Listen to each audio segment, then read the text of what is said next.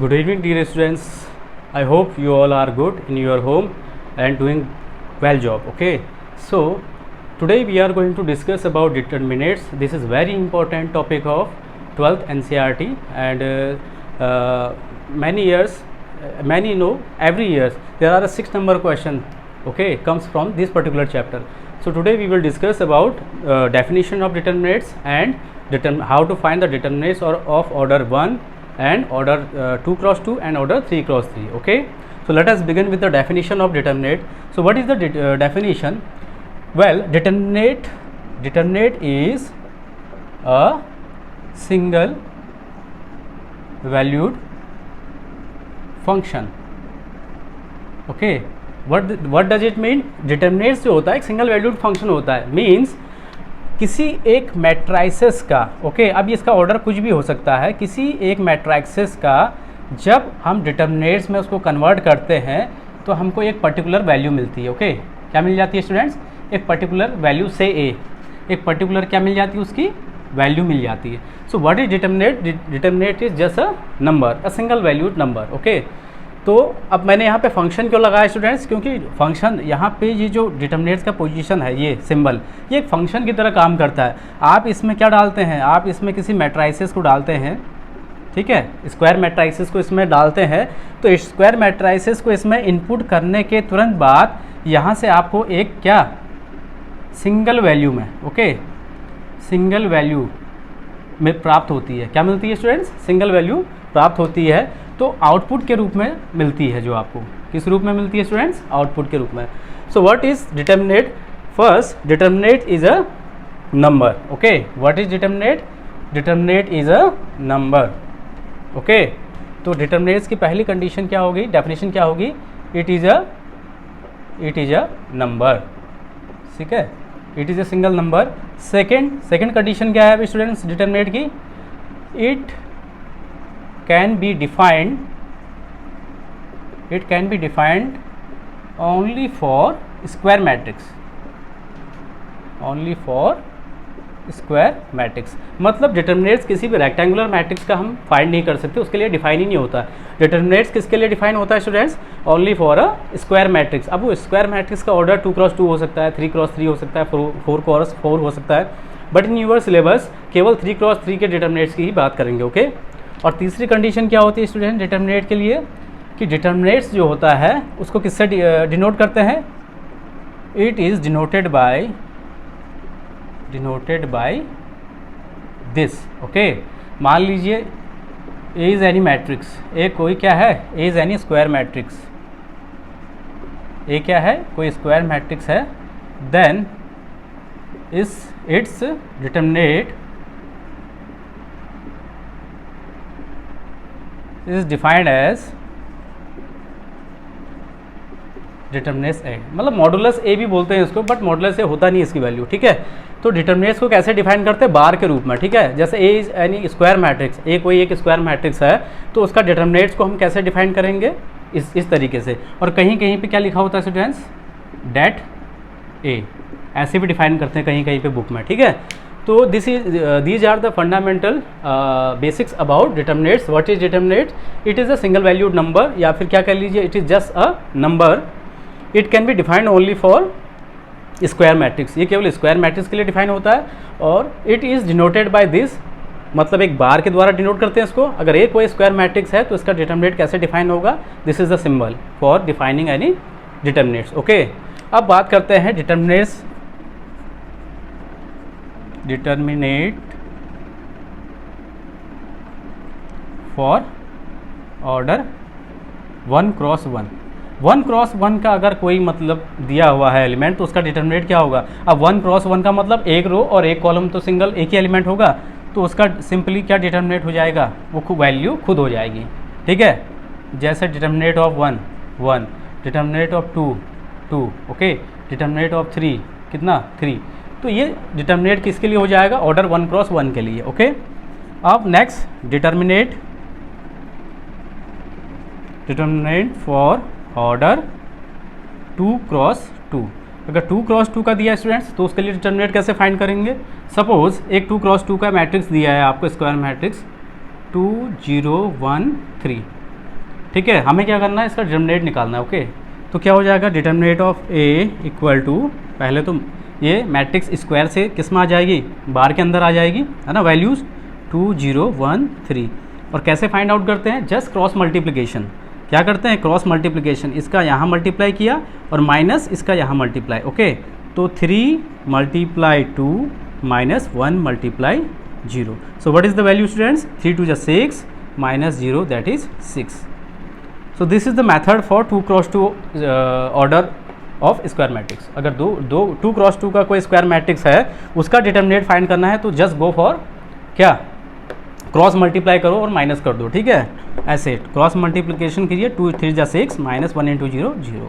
ठीक, अब अगर बात करते हैं determinate for order 3 cross 3 matrices, determinate for 3 cross 3 matrix. अगर आपको 3 क्रॉस 3 का मैट्रिक्स दिया है, सपोज एक कोई मैट्रिक्स ए है 3 क्रॉस 3 का, 2 0 1 1 माइनस 1 3 2 2 4, सपोज एक मैट्रिक्स है। ठीक है स्टूडेंट्स, 3 क्रॉस 3 इसका क्या है, ऑर्डर है, एक स्क्वायर मैट्रिक्स है। We have to find out the value of determinant A. हमें निकालना क्या है, डिटरमिनेट ए की वैल्यू निकालनी है, कितनी होगी। तो सबसे पहले तो मैं आपको एक चीज़ क्लियर करता हूँ students, determinant can be find out with respect to any row and any column. अब कितने रो और कॉलम होते हैं यहाँ पे, this is the first row, okay, this is the second row and this is the third row. This is the first column, this is the second column and this is the third column. So we can expand the value determinate with respect to any of the column and row. किसी भी रो और column के respect में हम expand करके determinate की value find out कर सकते हैं। विथ रिस्पेक्ट टू R1 हम एक्सपेंड करके वैल्यू फाइंड कर सकते हैं, with respect to R2 expand करके वैल्यू फाइंड कर सकते हैं डिटरमिनेट की, with respect to R3, with respect to C1, with respect to C2, with respect to C3। किसी के भी रिस्पेक्ट में हम फाइंड आउट कर सकते हैं इस डिटरमिनेट की value. Just go for it after expanding with respect to any of the row and column. But होता क्या है, बेसिकली मैं आपको क्लियर कर दूँ एक चीज़, हम जनरली हम जाते केवल उस रो या कॉलम के अकॉर्डिंग एक्सपेंड करते हैं जिस रो या कॉलम में नंबर ऑफ जीरोज मैक्सिमम हो। ऐसा क्यों, क्योंकि नंबर ऑफ जीरोज जिस रो या कॉलम में मैक्सिमम होंगे उसके रिस्पेक्ट में अगर हम एक्सपेंड करते हैं तो हमें ईजी टू कैलकुलेट हो जाता है। ठीक है, कैलकुलेशन हमारी क्या हो जाती है, ईजी हो जाती है। आगे हम इस पर बात करेंगे। सो एक ट्रिक है इसके लिए। ट्रिक क्या है स्टूडेंट्स, ट्रिक है साइन नोटेशन के लिए। ठीक है, पॉजिटिव नेगेटिव पॉजिटिव अल्टरनेट चलेगा, प्लस माइनस प्लस। अब प्लस के बाद अल्टरनेट क्या आ जाएगा, माइनस, फिर प्लस, फिर माइनस। अब माइनस के बाद क्या आएगा, प्लस, फिर माइनस, फिर प्लस। ओके, ये है आपका क्या है, ये sign notation.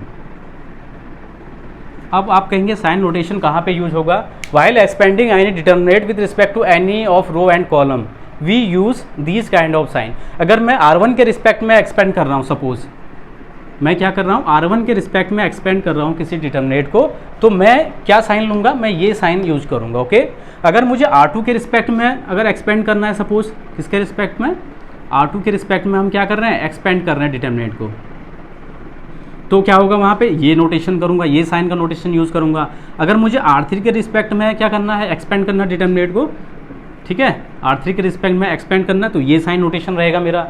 Similar way, if we are going to expand according to first column, then we will use this kind of sign notation. If you are going to expand a determinate with respect to second column, we use these kind of signs. If we are going to expand according to third row, है ना, third row के respect में हम expand कर रहे हैं determinant को, then we will use these kind of signs. Okay, so here we will expand with respect to first row, क्योंकि फर्स्ट रो में एक जीरो है, तो यहाँ मुझे ईजी हो जाएगा कैलकुलेशन करना। तो देखिए कैसे हम इसको यूज़ करते हैं। ओके, सो फर्स्ट एलिमेंट क्या है, 2 A11, इसकी पोजीशन क्या है, 1 1, फर्स्ट रो फर्स्ट कॉलम। तो आप फर्स्ट रो और फर्स्ट कॉलम को क्या कर देंगे, हम छुपा देंगे, हाइड कर देंगे। ओके, क्या कर देंगे, फर्स्ट रो और फर्स्ट कॉलम को हम क्या कर देंगे, छुपा देंगे। रेस्ट ऑफ द एलिमेंट को हम लिख लेंगे, तो हमें 2 क्रॉस 2 का एक माइनर मिल जाएगा। कितना बचा, -1 3 2 4, -1 3 2 4। अब साइन क्या है, पॉजिटिव है तो प्लस का ही रहेगा। सेकेंड साइन क्या है, माइनस, तो माइनस आ गया। सेकेंड एलिमेंट क्या है यहाँ पे, 0 आ जाएगा। अब क्या होगा स्टूडेंट्स, फर्स्ट रो, क्योंकि फर्स्ट रो के अकॉर्डिंग एक्सपेंड कर रहा हूँ मैं, एक्सपेंड क्या कर रहा हूँ, एक्सपेंडिंग अलोंग R1 के अलोंग एक्सपेंड कर रहा हूँ। ओके, तो अब फर्स्ट रो और सेकंड कॉलम को हम एक्सपेंड कर देंगे, तो हाइड कर देंगे। तो एलिमेंट क्या बचे 1 3 2 4, ये 2 क्रॉस 2 का मिल गया मुझे एलिमेंट 1 3 2 4। ओके, नेक्स्ट क्या है मेरे पास 1 है ना, और यहाँ पे साइन क्या है, नोटेशन प्लस है, तो +1। अब क्या होगा, फर्स्ट रो थर्ड कॉलम को आप हाइड कर दीजिए, रेस्ट ऑफ द एलिमेंट लिखिए 1 -1 2 2। ठीक है, 1 -1 2 2, 1 -1 2 and 2। Now get solve it. Okay, कैसे इसको कैसे सॉल्व करते हैं 2 क्रॉस 2 के डिटर्मिनेट को, क्रॉस मल्टीप्लिकेशन से। ओके, इसका मल्टीप्लिकेशन यहाँ 4 × -1 -4 -2 × 3 6, ये तो 0 है, तो ये क्या हो जाएगा, पूरा 0 ही हो जाएगा, है ना। 4 1 जा 4 -2 × 3 6 +1, इसका यहाँ मल्टीप्लाई 2 1 जा 2 माइनस इसका यहाँ 2 × -1 -2, तो -6 -4 -10 मल्टीप्लाई बाई 2 दैट इज -20, ये 0 हो गया। ठीक है, तो सीधे यहाँ जाते हैं, प्लस माइनस माइनस प्लस, तो कितना हो जाएगा 2 + 2 कितना हो जाएगा students 4, 4 multiply by 1 that is 4, so -20 + 4 that is -16 is the answer. Okay, -16 क्या हो जाएगा, इसका आंसर हो जाएगा। We can check it, expand it along any of row. अगर आप किसी और रो के अकॉर्डिंग या कॉलम के अकॉर्डिंग भी एक्सपेंड करेंगे, सेम वैल्यू देगा, डिटरमिनेंट की वैल्यू पे कोई इंपैक्ट नहीं पड़ता है। लेट अस चेक, अगर R2 के रिस्पेक्ट में इसको एक्सपेंड करते हैं, ठीक है, एक्सपेंडिंग अलॉन्ग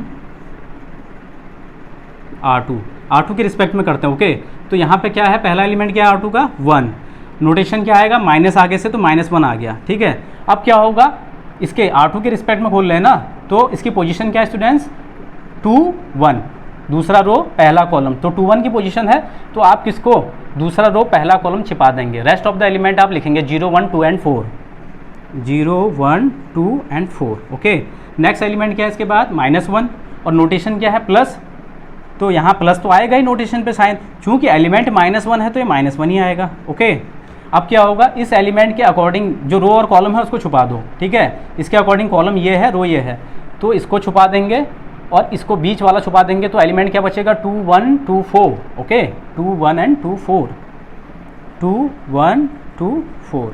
नेक्स्ट एलिमेंट क्या है हमारे पास 3, और साइन नोटेशन क्या है माइनस, तो -3। ओके, अब 3 के अकॉर्डिंग जो रो और कॉलम है उसको हाइड कर दीजिए। 3 के अकॉर्डिंग कॉलम कौन सी है, ये, और रो ये, तो इसको छुपा देंगे स्टूडेंट्स, और इसको छुपा देंगे, बचे हुए को लिख लेंगे, तो क्या आ जाएगा 2 0 2 2।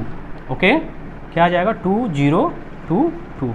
नाउ एक्सपेंडेड -1 4 × 0, ठीक है, क्रॉस मल्टीप्लाई करिए, 4 × 0 0 -2 1 जा 2, प्लस माइनस हो जाएगा स्टूडेंट -1, 4 2 जा 8 -2 1 जा 2, -3 हियर। ठीक है, 2 2 जा 4 -2 × 0 0, तो वैल्यू क्या आ जाएगी इधर -2 -1 दैट इज +2, 8 -2 6, 6 × -1 दैट इज -6, 4 × -3 कितना हो जाएगा मल्टीप्लाई करके, माइनस का 4 3 जा 12। ओके, सो -12 -6 -18, और -18 + 2 कितना आ जाएगा स्टूडेंट्स, दैट इज -16। तो वैल्यू पे कोई इम्पैक्ट नहीं आता है, आप किसी भी रो और कॉलम के अकॉर्डिंग अगर आप डिटरमिनेंट को क्या करते हैं, एक्सपेंड करते हैं, बट इस साइन नोटेशन का आप इस्तेमाल करेंगे। एंड सेकेंड थिंग इज, जिस रो या कॉलम में नंबर ऑफ जीरोज मैक्सिमम होंगे उसके अकॉर्डिंग हम डिटरमिनेंट को एक्सपेंड करेंगे। इतना समझ में आ गया। Okay, let us take some example of determinant.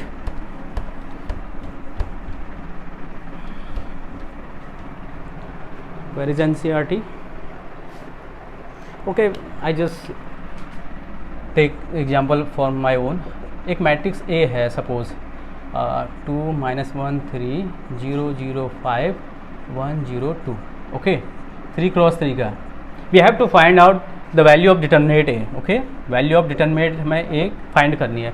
तो आप देखिए मैक्सिमम जीरो किसके अकॉर्डिंग है, R3 में नंबर ऑफ जीरोज कितने हैं, यहाँ पे R3 में केवल 1 है, R2 में नंबर ऑफ जीरोज कितने हैं, 2 जीरो है R2 में, और R1 में कितने हैं, R1 में 1 भी नहीं है। तो किसके अकॉर्डिंग एक्सपेंड करना चाहिए कायदे से हमें, with respect to second row. So expanding determinant along R2, second row के रिस्पेक्ट में इसको क्या करने पर, एक्सपेंड करने पर। तो सेकेंड रो अब नोटेशन यही चलेगा, पहला एलिमेंट की पहला साइन क्या है, माइनस का, तो चूंकि यहाँ पे 0 है तो -0। ओके, अब क्या हो जाएगा, जो एलिमेंट है उसके अकॉर्डिंग जो भी रो और कॉलम पड़ रहा है उसको हाइड कर लीजिए। इसको और इसको छुपाने पर क्या आ जाएगा, -1302, -1302। हालांकि इसको लिख के कोई फ़ायदा है नहीं क्योंकि 0 के साथ मल्टीप्लाई होकर 0 ही हो जाएगा, बट लिख लेते हैं। सेकंड क्या है, प्लस है, तो प्लस के साथ एलिमेंट क्या है यहाँ पे, 0। ओके, सो अब 0 के रिस्पेक्ट में आने वाले रो और कॉलम को हाइड कर लीजिए, तो ये गया और ये गया, तो मिलेगा क्या, 2 3 1 2, 2 3 1 एंड 2। नेक्स्ट 5, साइन नोटेशन क्या है यहाँ पे, माइनस, तो -5। अब क्या है, 5 के अलॉन्ग जो रो और कॉलम पड़ रही है उसको हाइड कर लेंगे, रो तो यही पड़ेगा, कॉलम ये वाला पड़ जाएगा, तो इसको हटा देंगे तो क्या आ जाएगा, 2 -1 1 0। ओके, तो ये वाला क्या हो जाएगा स्टूडेंट्स, इसकी वैल्यू 0 आ गई, प्लस इसकी वैल्यू 0 आ गई, प्लस सीधे -5 क्रॉस मल्टीप्लाई कर लीजिए, 0 × 2 कितना हो गया, 0, -1 × -1 तो वैल्यू क्या आ गई स्टूडेंट, सीधे -5 multiply plus -5 multiply -1 + 1 that is -5।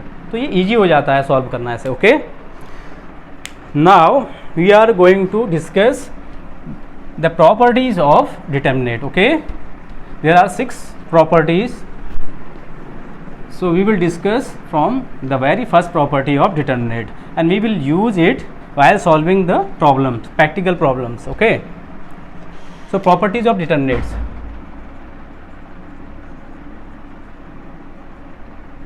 Properties of determinate.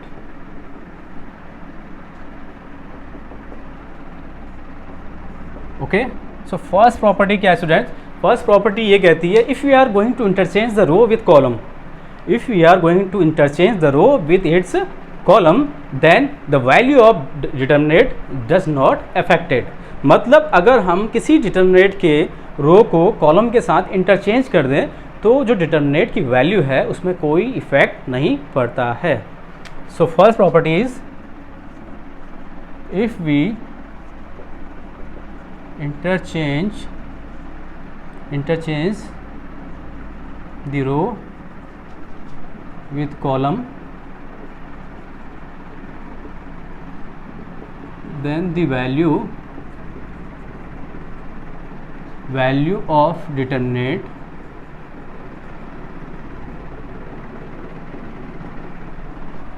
does not affect। मतलब कहने का एग्जाम्पल अगर मैं लूँ या फिर इसी का मतलब आगे समझा दूँ कि value of determinant A must be equal to value of determinant A transpose, है ना, क्योंकि अगर रो और कॉलम इंटरचेंज हो जाएंगी तो मैट्रिक्स का क्या निकल जाता है, उसी को क्या बोलते हैं। In previous lecture we have a discussion about the transpose of matrix A. What is the transpose of matrix A, if we are going to interchange the row with column then the resulting matrix is known as transpose of matrix A. तो यहाँ पे हो यही रहा है, अगर आप रो और कॉलम को इंटरचेंज कर देते हैं तो जो वैल्यू आएगी डिटर्मिनेट की वो किसके बराबर होगी, वो उसी डिटर्मिनेट के बराबर होगी जो पहले वाला था। इट मीन्स कि value of determinant A is equal to value of determinant A transpose.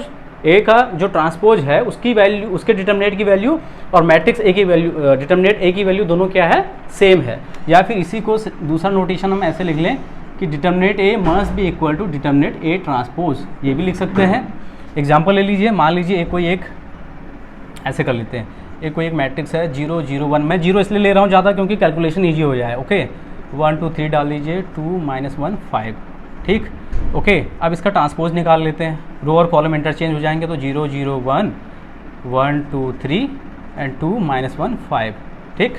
अब पहले इसका डिटर्मिनेट निकालिए, डिटर्मिनेट ए की वैल्यू निकाल लें हम, ठीक है। एक्सपेंडिंग अलॉन्ग R1, तो पहला एलिमेंट 0 ही है तो 0 आ जाएगा, दूसरा भी 0 है 0 आ जाएगा। सीधे हम थर्ड के अलॉन्ग एक्सपेंड करेंगे। थर्ड का नोटेशन क्या होता है स्टूडेंट्स, थर्ड का नोटेशन हो जाए प्लस, ठीक है।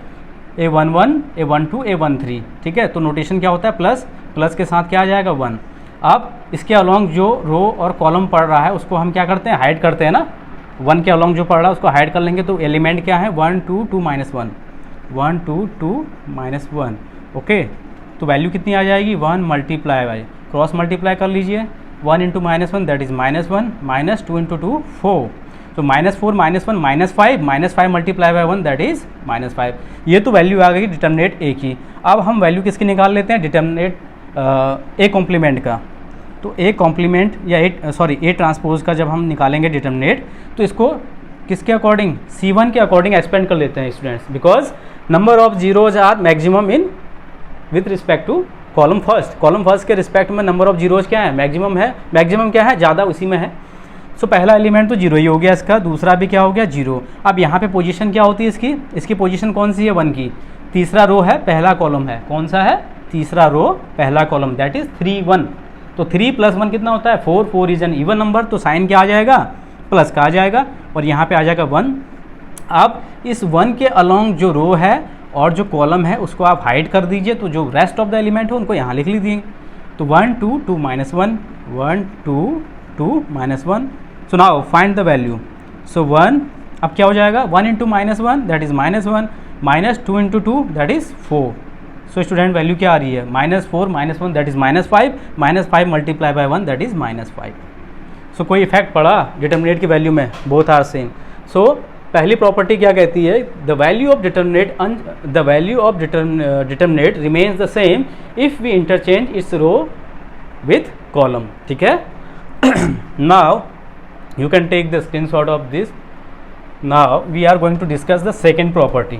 ठीक है, सेकेंड प्रॉपर्टी क्या कहती है स्टूडेंट्स, सेकेंड प्रॉपर्टी ये कहती है if we are going to interchange any two row और column then the value of determinant change with its sign. क्या कहता है, if we interchange any two row और column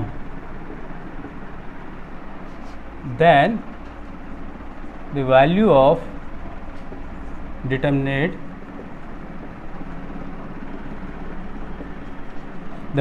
determinate change with a negative sign। मतलब कहने का example से समझाता हूँ आपको। मान लीजिए कोई एक डिटर्मिनेट है, ओके, ABCDEFGHI। ठीक है, मैंने अल्फ़ाबेटिकल फॉर्म में कोई एग्जांपल ले लिया, कुछ भी एग्जांपल ले सकते हैं हम। तो if we are going to change any two row और कॉलम, इंटरचेंज कर रहे हैं, ठीक है, if we are interchanging any two row और कॉलम, सपोज मैंने R1 को इंटरचेंज कर दिया स्टूडेंट R2 के साथ। ठीक है, तो हमारा क्या आ जाएगा यहाँ पे सॉरी ये डिटर्मिनेट है, हाँ, नोटेशन मैट्रिक्स का नहीं लगेगा यहाँ पे, ओके। तो अब क्या हो जाएगा स्टूडेंट्स, यहाँ पे we are going to interchange first and second row, that is DEF and ABC and GHI। तो वैल्यू क्या हो जाएगी, एक नेगेटिव साइन के साथ चेंज हो जाएगी। मतलब न्यूमेरिकल वैल्यू तो वही आएगी, ओके, मैग्नीट्यूड वही रहेगा, बट साइन चेंज हो जाएगा, माइनस साइन आ जाएगा आगे से।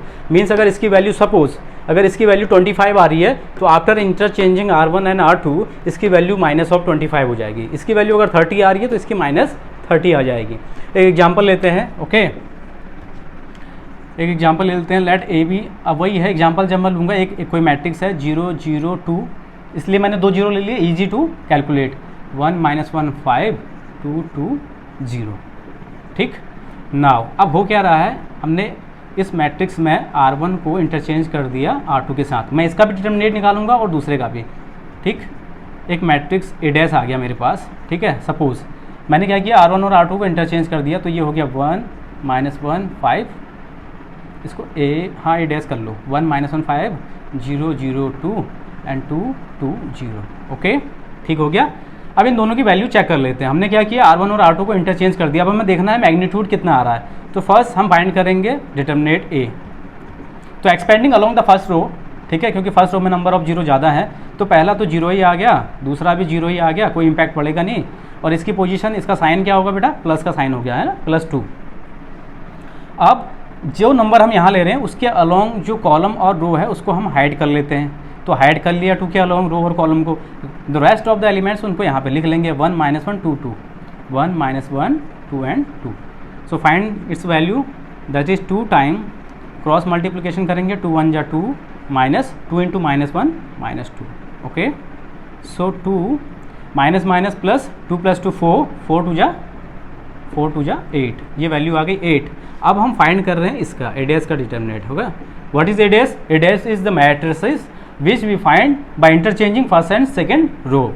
तो अब इसमें क्या करेंगे, हम इसमें किसके अलोंग, R2 के अलोंग इसको एक्सपेंड कर देते हैं, because number of zeros are there, maximum there. Okay, so ये 0 हो गया, ये 0 हो गया, सीधे कहाँ उतर जाएंगे हम, इसमें उतर जाएंगे। ठीक है, अब R2 के अलोंग ये साइन क्या होगा, यहाँ पे साइन प्लस होगा माइनस होगा, पहले तो ये ख्याल रखना है। तो साइन का नोटेशन ना अलग से बना लिया, वो alternate plus minus plus minus plus minus plus minus plus. अब इसकी पोजीशन कहाँ पे आ रही है, सेकंड में यहाँ पे आ रही है ना, तो ये माइनस हो जाएगा। Okay, this is -2। तो ये 2 के अलोंग रो और कॉलम को हाइड कर देंगे, तो 1 -1 2 2 2 and 2। So find the value, -2 cross multiply करेंगे, 2 × 1 दैट इज़ 2, और यहाँ पे -2 × -1 that is -2। Okay, so -2 minus minus plus हो जाएगा। ओके, माइनस माइनस प्लस 2 + 2 कितना हो जाएगा 4, 4 × -2 दैट इज़ -8। सो देखिए आप मैग्नीट्यूड में एक नेगेटिव साइन का अंतर आ गया। सो क्या इससे क्या पता चला हमें कि if you are going to interchange any two row and column, then the value of determinant change its sign with a negative sign. Determinant की जो वैल्यू है वो नेगेटिव साइन के साथ चेंज हो जाती है। आई होप आपको ये समझ में आया हो। You can take a screenshot of it. Now the third property of determinant. तो थर्ड प्रॉपर्टी क्या कहती है स्टूडेंट्स? थर्ड प्रॉपर्टी ये कहती है कि if any two row and column of a determinant are identical, then the value of determinant is 0। means third property कहती है if any two row or column of determinate are identical हो, then the value of determinant is 0। Okay, example से समझेंगे students इसको। मान लीजिए कोई एक मैट्रिक्स है 1 2 3 है, आइडेंटिकल या फिर प्रोपोर्शनल भी कह सकते हैं इसको। ओके, आइडेंटिकल या फिर इसी को हम क्या कर सकते हैं, प्रोपोर्शनल समझते हैं ना। जैसे 1 का प्रोपोर्शनल मतलब इन तीनों का प्रोपोर्शनल क्या हो जाएगा, 1 का 2 से मल्टीप्लाई करें, 1 2 जा 2, 2 2 जा 4, 3 2 जा 6। प्रोपोर्शनल है नहीं है ना, 2 टाइम्स। ये जो नीचे वाली सेकंड रो है वो 2 टाइम्स है, उसका हर एक एलिमेंट 2 टाइम है करस्पॉन्डिंग फर्स्ट एलिमेंट का। और यहाँ पे ले लीजिए 1 0 -1। ठीक है, एक एग्जाम तो ये ले लेते हैं, फिर एक दूसरा आइडेंटिकल वाला ले लेंगे। यहाँ पे हमने क्या कर दिया, यहाँ पे आप देख पा रहे हैं कि ये R1 है, ये R2 है। ठीक है, आप यहाँ देख पा रहे हैं कि जो R1 है वो क्या है, R2 जो है 2 टाइम R1 है। R2 क्या है बेटा, 2 टाइम ऑफ R1 है। ठीक है, तो अगर मैं सेकेंड रो में से 2 को कॉलम ले लूँ, ठीक है, मैं क्या कर लूँ, टेकिंग 2 आउट फ्रॉम R2। अगर R2 से मैं क्या कर लूँ, 2 को बाहर ले लूँ, तो मेरे पास क्या मैट्रिक्स आ जाएगी, ये 2 को बाहर ले लिया हमने। ओके, 2 हमने बाहर ले लिया यहाँ से। ठीक है, तो यहाँ पे मेरे पास क्या आ जाएगा, 1 2 3। ठीक है, 1 2 3 1 0 -1। अब देखिए यहाँ पे R1 और R2 आइडेंटिकल हो गए, नहीं हो गए? R1 और R2 दोनों कैसे हो गए, आइडेंटिकल हो गए। तो सीधे सीधे अगर मैं डिटर्मिनेट एक ही बात करूँ तो 2 × 0 दैट इज़ 0 आ जाएगा। क्यों आ जाएगा 0? क्योंकि R1 और R2 दोनों कैसे हो गए, आइडेंटिकल हो गए। ओके, हम इसको फाइंड कर लेते हैं, ये सही है कि नहीं है। चलिए देख लेते हैं। डिटर्मिनेट ए निकालना है तो डिटर्मिनेट 1 2 3 2 4 6 1 0 -1। ठीक, नाउ अब इसमें 0 कहाँ है ज़्यादा, 0 थर्ड रो में है, R3 में। So expanding along R3। सो फर्स्ट अब साइन का नोटेशन पता होना